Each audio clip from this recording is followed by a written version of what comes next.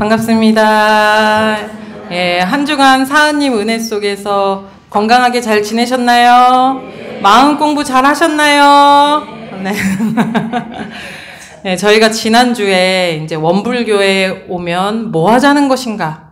이걸 모르시겠다는 그 말씀에 대해서 원불교 신앙, 믿음에 관해서 기본이 되는 우리의 본래 면목에 대해서 지난주에 함께 공부했습니다. 기억나시나요?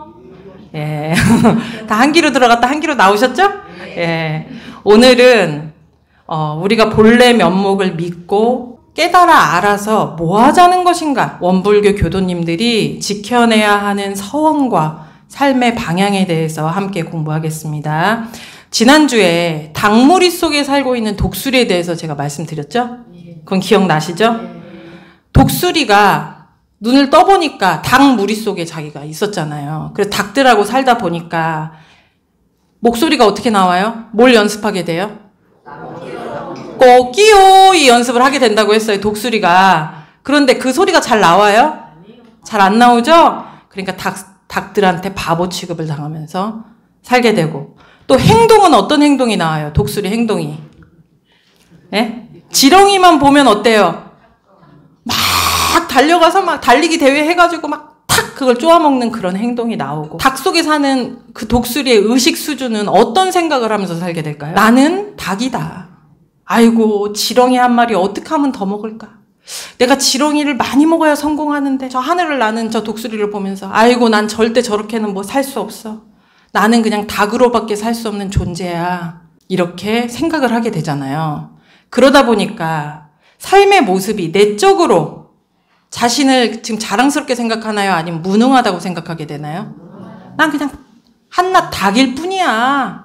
이렇게 자기를 무능하게 생각을 하게 되고, 외적으로는 어떤 모습을 하고 살게 된다고 그랬어요? 무능한 사람일수록 어떻게 되냐면 자기를 좀 미워하고 좀 인정하지 못하는 사람일수록 겉으로 어떻게 해요? 그렇죠. 더 화려하게, 훌륭하게 보이기 위해서 이렇게 노력하면서 막 달리기 연습도 하고 막 힘자랑을 하다가, 그러다가 어느 날 그 닭장에 우두머리 반장으로 뽑히면 어떻게 돼요? 뽕뽕뽕뽕 하면서 나 반장 됐어 막 이러면서 나는 더 이상 누가 무시하지 못할 거야. 나 인정받은 닭이야. 이렇게 살다가 반장 선거에 탈락이라도 하면 어떻게 돼요? 엄청난 고통 속에 심적 고통에 허덕이다가 더 인정받기 위해, 훌륭한 닭이 되기 위해 나의 모든 시간과 열정을 쏟아부으며 최선의 노력을 하는 와중에 누군가가 나를 무시하면 어떻게 한다고 그랬어요? 나 무시하나? 왜 이런 말이 나와요? 훌륭한 닭이 되고 싶었던 이 독수리의 본래 면목은 뭐라고 그랬어요? 예? 훌륭한 닭이 되기 위해 노력했던 이 독수리의 본래 면목은 뭐예요? 닭이에요? 독수리예요? 독수리죠? 근데 이 독수리는 본인이 독수리임에도 불구하고 왜 닭처럼 살고 있어요? 처음 태어날 때 닭 속에서 태어났어요. 예, 맞습니다.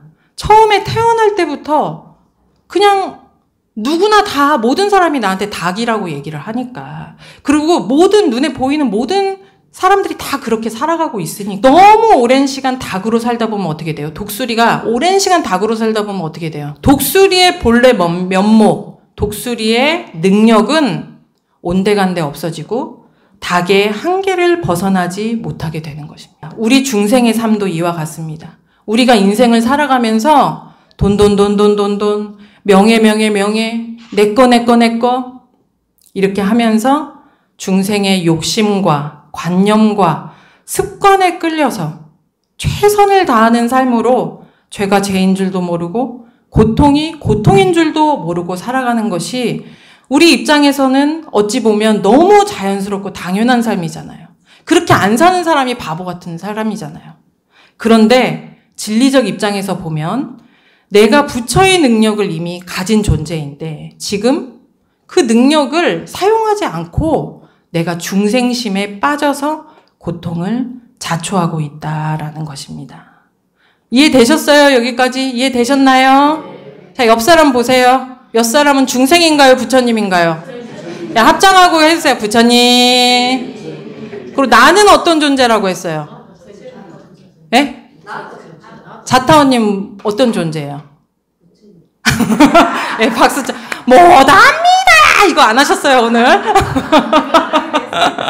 예.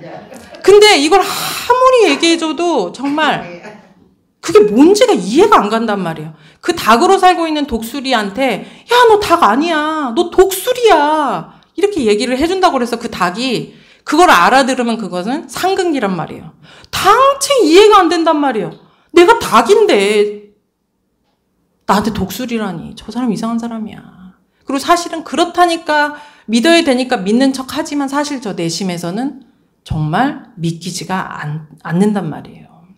그러던 어느 날 이 닭으로 살던 독수리가 어느 날 이거 어떻게 내가 독수리라니 진짜 내가 독수리라니 믿기지 않네 이렇게 살던 어느 날 우리 교전을 딱 보고 어느 날 딱 깨달았어요. 아, 내가 알고 보니 진짜 독수리구나. 나도 저 하늘을 슝 하고 날 수 있는 그런 존재구나. 내가 왜 이제껏 꼬꼬꼬꼬꼬 하면서 지렁이만 쳐다보고 이렇게 살았을까.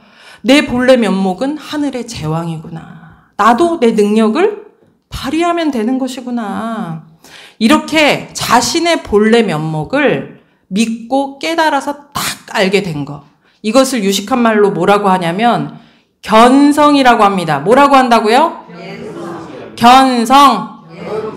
견성은 볼견자의 성품 성자예요. 그래서 나의 본래 성품을 딱 본 거예요. 아, 내가 내 욕심 번뇌에 끌려다니는 그 모습이 내 모습인 줄 알았는데 아, 나도 본래 성품이 이 깨달은 부처와 같구나. 예로부터 견성도인이라는 말이 있었어요. 많이 들어보셨죠? 수도문 중에는 저 사람 견성했냐 안 했냐? 아무리 성철 스님이 막 모든 사람의 존경을 받더라도 성철 스님 그러면 견성했어 안 했어? 이런 것을 막 따졌단 말이에요. 그래서 견성을 했다 하면 도인, 진정한 수행인으로 알아주고 견성을 못한 사람은 중생이다. 이렇게 이런 수도문 중에 왜 견성하는 것을 그렇게 중요하게 생각했을까요? 예로부터.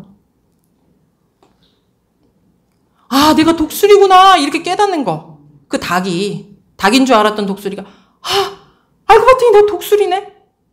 우리 안상호님이 아, 나는 그냥 중생이고 이렇게 살아가는 그냥 나 죄도 많이 짓고 맨날 이렇게 살아. 막 우리 선생님 막 그렇게 생각하다가 아, 알고 봤더니 내 본래 면목이 저 법신불이고 진리의 화신불이고 나도 부처님의 그 성품과 똑같은 성품을 갖고 있구나. 이것을 깨닫는 것이 왜 그렇게 중요한 거예요? 우리 요즘에 이제 세상이 밝아지면서 사이비 종교에 대한 이야기들이 많이 나오잖아요. 제가 그거 보는 게 좀 취미인데 예, 신천지의 이만희 씨, 또 JMS의 정명석 씨, 그리고 허경영 씨 이런 분들이 이슈가 됐잖아요.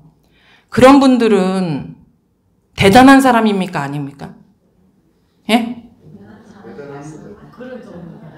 진짜 대단한 사람이에요. 엄청난 어떻게 보면 힘을 갖고 있는 사람이란 말이에요.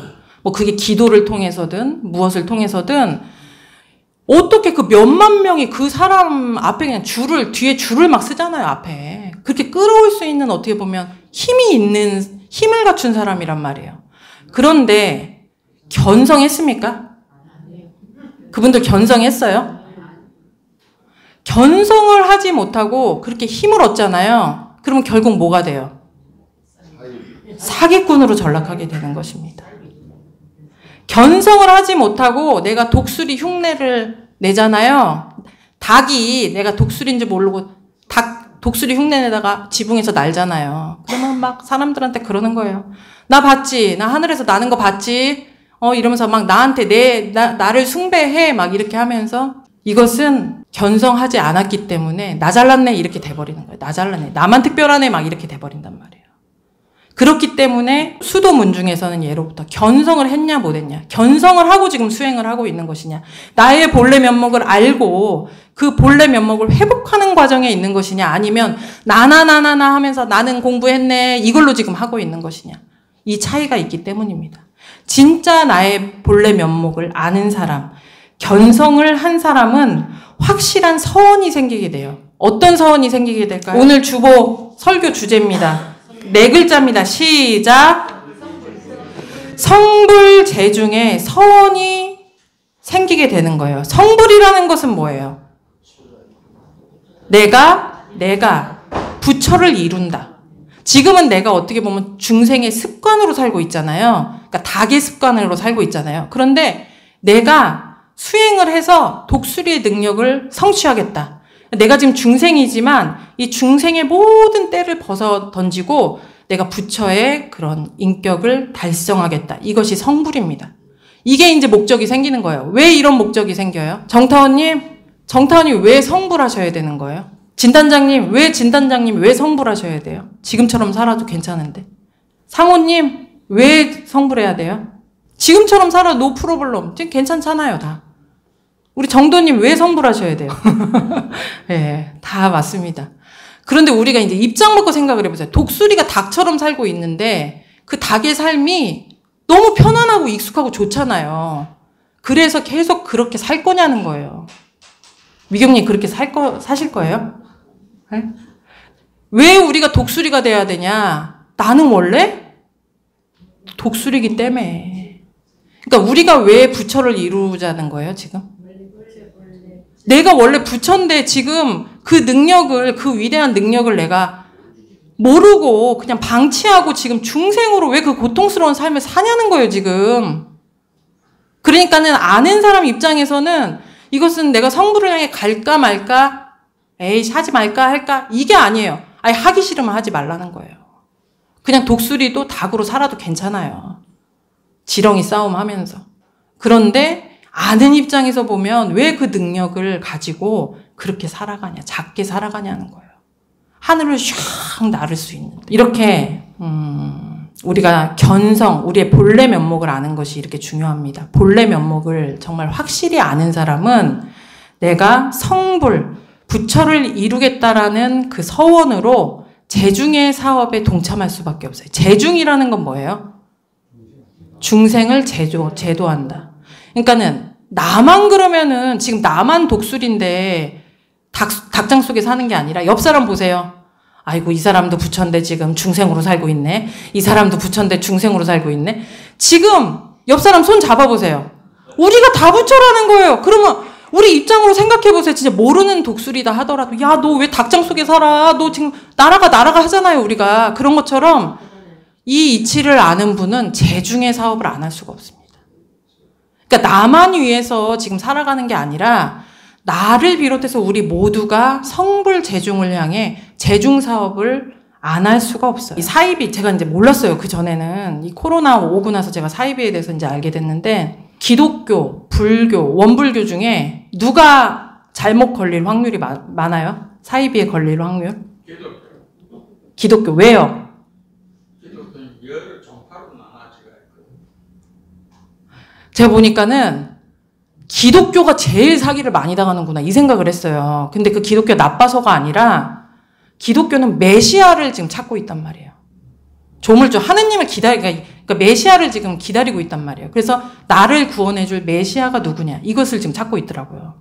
근데 그 기독교 교리가 이렇게 그냥 매뉴얼화된 것이 아니라 어떻게 보면 예수님의 역사다 보니까 그거는 코에 걸면 코걸이, 귀에 걸면 귀걸이 해석하기 나름이란 말이에요. 그러다 보니까는 이런 좀 난 사람들이 그것을 해석을 해가지고 내가 메시아다 이렇게 돼버리는 거예요. 그러니까 이만희 씨, 정명석 씨 이런 분들이 어떻게 해서 지금 사기를 치는 거예요. 나만 메시아다 이렇게 하니까 이 중생들이 특별한 나를 구원해 줄 수 있는 사람은 저 사람이다 라고 해서 온 몸과 마음을 다 바쳐서 지금 쫓아가고 있는 거잖아요. 불교도 사실은 사이비가 너무 많아요. 제가 용호동 와서 알았어요. 여기에 불교 이런 이상한 불교 모임들이 불교를 약간 따라한 그런 불교 진짜 정통 불교도 아닌 불교들이 너무 많더라고요. 조그만 그런 모임들이. 원불교는 아직까지는 우리가 109년밖에 안 됐기 때문에 종파가 없습니다. 종파가. 그리고 앞으로도 5만 년 동안도 종파가 있을 수가 없어요. 왜? 우리는 해석을 내 멋대로 할 수가 없어요. 나는 왕이다라고 하는 게 없어요. 지금 원불교에서는 메시아가 누구라고 하는 거예요. 메시아가 누구예요? 어디 계세요? 내 마음이 나의 조물주라는 거예요. 내가 나의 메시아라는 거예요. 우리 가만히 곰곰이 생각해보면 내가 감옥에 들어가게 됐어요. 하느님이 나를 감옥에 보냈나요? 누가 들어서 지금 감옥에 가게 됐어요? 내가 그러면 인정받고 복받게 됐어요. 그러면 누가 지금 나한테 복을 준 건가요? 내가 복을 지었기 때문에 내가 복을 받게 된다. 그러니까 결국 나의 조물주는 누구냐? 나다. 내가 근데 나를 정말 복되게 만들 수 있는 능력을 그 하나님과 같은 능력 그리고 부처님과 같은 능력을 가지고 있는 존재라는 거예요. 우리 일원상 보세요. 일원상이 지금 그것을 가리키고 있습니다.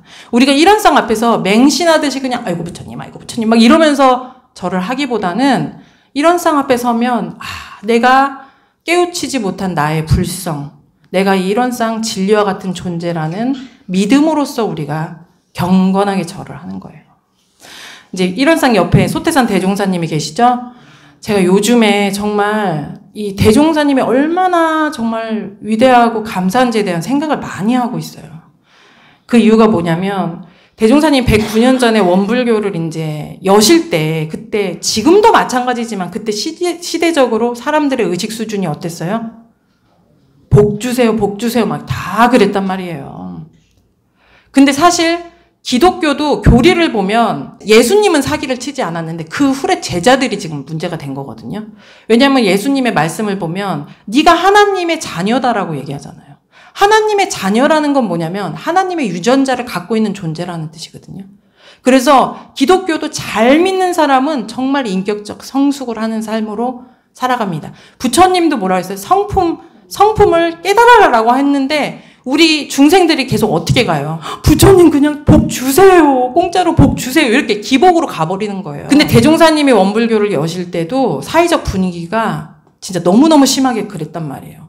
그러면 그때 내가 지금 깨달았으니까 우선 내 말 들어. 내가 하라는 대로 해. 내 말 무조건 따라. 이렇게 가르치기가 쉬웠을까요? 아니면 그게 아니라 네가 독수리란 말이야. 그러니까 독수리 나는 법을 연습하고 닭으로 지금 살고 있는 그 습관을 멈춰내야 돼. 그거 공부하자, 훈련하자. 이렇게 교화하는 게 더 쉬웠을까요? 1번이 쉬워요? 2번이 쉬워요? 1번이 쉽고 2번 우리가 이제 나의 본래 면목과 그런 훈련법을 가르치잖아요. 그러면 받아들이는 사람이 있질 않았어요. 우리 원불교 역사를 공부해보면 대종사님이 몇 번이고 그 훈련을 시키다가 또 다시 훈련시키고 또 다시 훈련시키고 또 이 정신이 미신으로 계속 가니까 또 다시 훈련시키고 막 그것을 계속 반복하셨단 말이에요. 그러니까 어떻게 보면 그것을 저도 지금 사실은 용옥교당에서 교도님들께 지금 이 시대에도 저도 사실 엄청 눈치 보고 있습니다. 알고 계시죠? 알고 계시죠?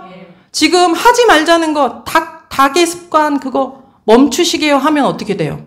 멈추고 싶어요? 나 그러면 교당 안 나갈 거예요. 그리고 독수리 나는 법 좀 이렇게 비행 연습합시다. 그럼 뭐래요? 하고 싶어요? 안 하고 싶으니까 나 그럼 교당 안 나가.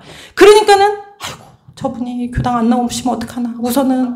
우선은 때를 기다리고 우선은 하지 말자. 막 이렇게 제가 눈치를 보는 거예요.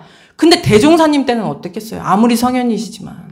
근데 그럼에도 불구하고 대종사님이 그 진흙탕에서 힘든 진일보를 정법으로 진일보를 하셔서 우리 각자가 부처의 권능을 가졌다라는 사실을 가르치시고 또 그 권능을 회복하는 훈련을 꾸준히 시키셨습니다. 그래서 저희들 이제 원불교에 어떻게 보면 선조되시는 그런 선진 교도님들이 계셨잖아요.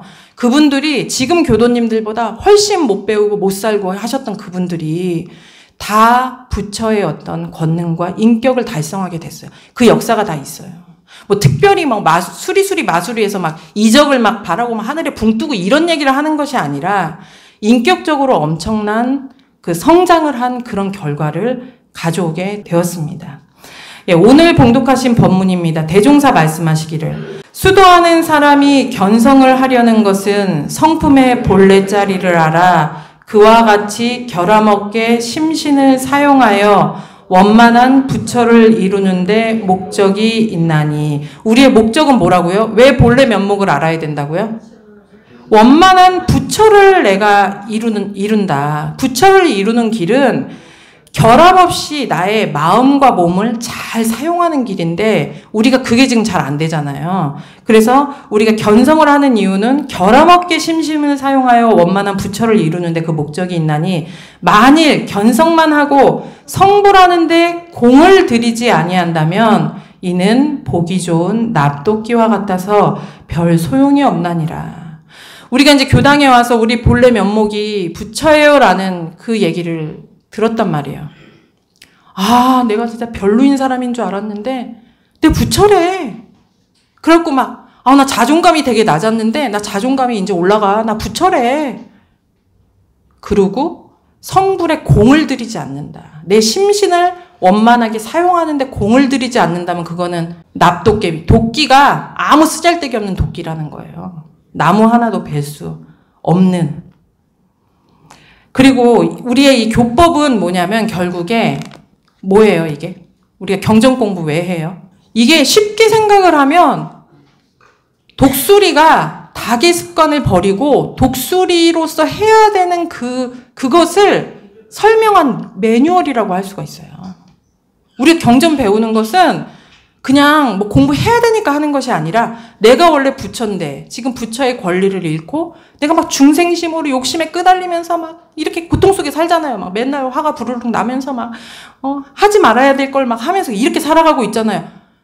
근데 거기서 벗어나서 부처를 이루기 위한 방법이 뭐냐는 거예요.